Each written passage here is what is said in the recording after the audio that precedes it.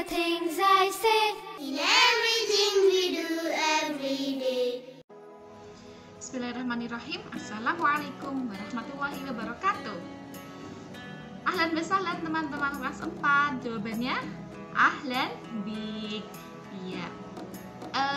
Alhamdulillahirrahmanirrahim, kita masih diberi kenikmatan sehat, kenikmatan kesempatan untuk belajar, dan kenikmatan ilmu, yang mana kenikmatan-kenikmatan yang Allah berikan itu sangat berharga, sangat bernilai, dan kita tidak mampu untuk membelinya.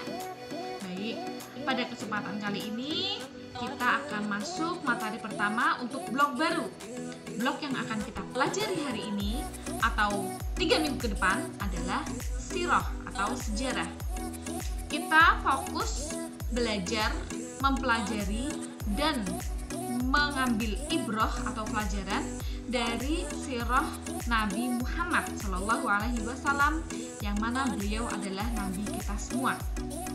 Nah, untuk itu tetap semangat belajar, persiapkan kitabnya, jangan lupa teman-teman, dan terus ikuti materi-materi dari sekolah holistik. Demikian dari Usica, kita mulai pelajaran pertama. Baik, Usica akan sedikit menceritakan. Jadi, karena saking beratnya dan kejamnya penyiksaan kaum Quraisy terhadap orang-orang muslim, akhirnya Rasulullah berinisiatif ingin hijrah atau pindah tempat tinggal untuk menyelamatkan kaumnya. Nah, oleh sebab itu Rasulullah bersama sahabatnya yaitu Zaid bin Harithah radhiyallahu anhu survei tempat untuk hijrah. Survei tempat pertama yaitu adalah Taif. Nah, Taif ini terletak sekitar 135 km tenggara kota Mekah. Kenapa memilih kota ini?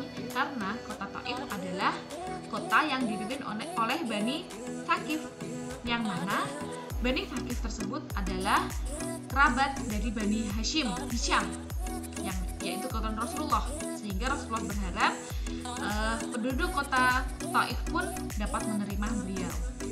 Namun ternyata Rasulullah salah besar.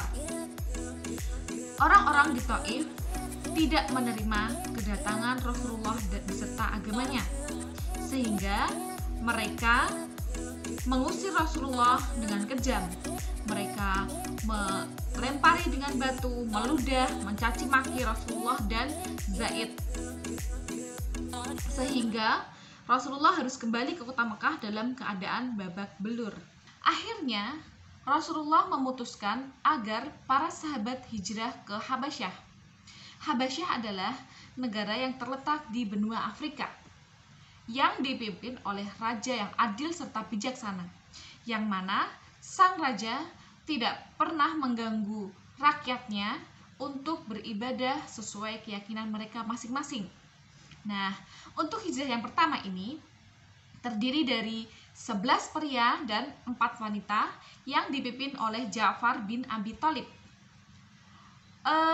Tidak mudah teman-teman hijrah ini. Mereka para 11 dan total 15 orang yang hijrah itu, mereka harus dapat keluar dari kota Mekah dengan cara mengendap-endap dan sembunyi-sembunyi. Karena apa?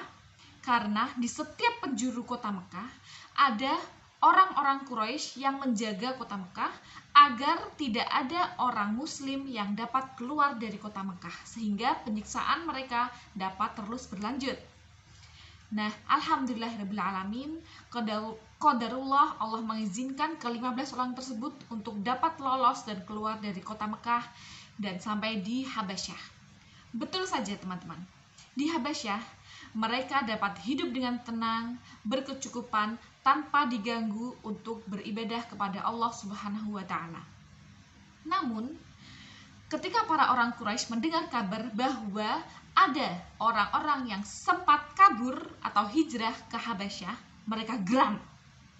Maka mereka mengirim utusan ke Habasyah dengan membawa hadiah yang banyak dan mahal-mahal sekali. Tujuannya untuk apa? Mereka ingin menyuap pemimpin Habasyah agar orang-orang yang hijrah ke Habasyah, orang-orang mukmin yang hijrah ke Habasyah itu dapat dikembalikan ke Mekah. Nah, mereka tidak ingin negara Islam tersebar luas, karena jika orang Islam ada yang keluar kota Mekah, pasti dakwah Nabi Muhammad, dakwah Islam akan berkembang luas dan pesat. Nah, namun karena Raja Habasyah itu merupakan raja yang adil dan bijaksana, Raja Habasyah tidak serta-merta memberikan orang-orang yang hijrah ke negaranya kepada utusan tersebut. Raja Habasyah meminta perwakilan dari kaum muslimin untuk membacakan apa yang diajarkan oleh agama Nabi Muhammad. Maka Ja'far bin Abi Thalib sebagai pimpinan hijrah membacakan surat Maryam ayat 29 hingga 33 kepada Raja Habasyah yang bernama Raja Najasyi.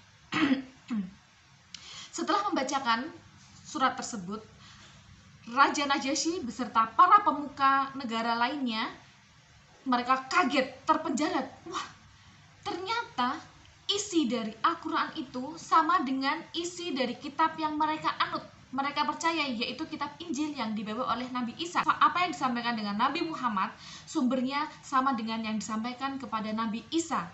Oleh sebab itu, Raja Najasyi menjamin keselamatan para penduduk Mekah yang hijrah dan menolak utusan Quraisy, menolak semua hadiah-hadiahnya dan meminta mereka untuk kembali ke negara mereka dan mengingatkan mereka untuk tidak mengganggu siapapun yang tinggal di Habasyah.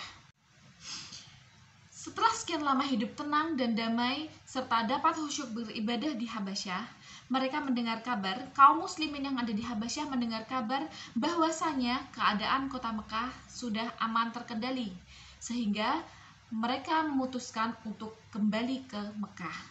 Namun, sesampainya di Mekah, kabar yang mereka dengar itu ternyata adalah salah besar. Alih-alih penyiksaan mereka makin reda, namun yang ada malah penyiksaan kaum Quraisy terhadap kaum muslimin adalah makin parah, makin sadis, makin kejam. Itu karena mereka marah, kaum Quraisy itu marah dan geram atas berhasilnya penduduk Mekah kabur ke atau hijrah ke Habasyah. Nah, oleh demikian, setelah mengetahui hal tersebut, terjadilah kejadian hijrah kedua. Pada hijrah kali ini, jumlah kaum muslimin yang hijrah lebih banyak, teman-teman, yaitu berjumlah 80 pria. Mereka hijrah dan ke semua 80 tadi berhasil sampai di Habasyah. Mereka hidup tenang, aman, damai, dan dapat khusyuk beribadah hingga akhirnya mereka kembali lagi ke Mekah setelah Nabi Muhammad SAW hijrah ke Madinah. Nah, demikianlah perjalanan singkat demikianlah cerita singkat tentang awal mula hijrah kaum muslimin. Semoga kita dapat mengambil pelajaran ya teman-teman dari kisah tersebut. Untuk tugasnya akan Ustazah sampaikan berikut ini. Ustazah akhiri dulu. Wassalamualaikum warahmatullahi wabarakatuh.